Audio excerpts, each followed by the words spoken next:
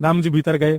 सोचो, विचार करो, ये मानसिक भावना है। राम जी ने लहंगा पहनो, चुनरी डारी, पत्रावली को श्रृंगार कियो, नथ बेसर पहनी, होठन में लालिमा लगाई, गले में आभूषण धारण किए, कड़ूला पहने, पैरन में पाजे पहनी राम जी ने। और जैसे ही श्रृंगार करके निकस करके राम जी पधारे सखी स्वरूप में। महाराज, सीता जी राम जी के रूप में आई तो राम जी तो बलैया ले रहे इतनी सुंदर, पर राम जी जब सीता जी बन के आए ना, तो राम जी के रूप में विराजमान सिया जी एक बार तो मूर्छित है गए। देखिए इतने सुंदर लग रहे, इतने प्यारे लग रहे, सुध बुध खो बैठी। आहा, और रास विलास प्रारंभ हुआ, विपरीत श्रृंगार।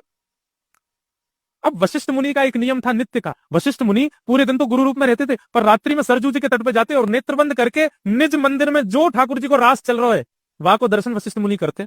आज वशिष्ठ मुनि जैसे सरजू जी के तट पे बैठे, नेत्र बंद करके बैठे, सो महाराज कहा देखो, राम जी तो गोरे गोरे है गए, सियाजू सांवली सांवली है गई हैं। बोले जे कैसे विपरीत भय। वशिष्ठ जी ने नेत्र खोले, दोबारा स्नान करके पुनः ध्यान किया, कोई दिक्कत भैया मेरे भाव में कोई कमी आई है। पुनः मानसी में गए तो फिर से वही दिखे, राम जी गोरे गोरे, सियाजू सांवली सांवली। वशिष्ठ मुनि बोले ये कहा है रो है।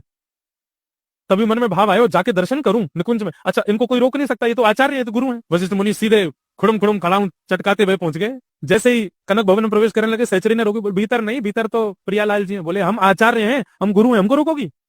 खोलो द्वार। और 6-7 दोरी हैं, उनके भीतर राम जी और सिया जी हैं। हल्ला हो गया, प्रभु सावधान है, जाओ गुरुदेव वशिष्ठ पधार रहे हैं। जैसे ही राम जी ने सुनी गुरु वशिष्ठ आ रहे हैं,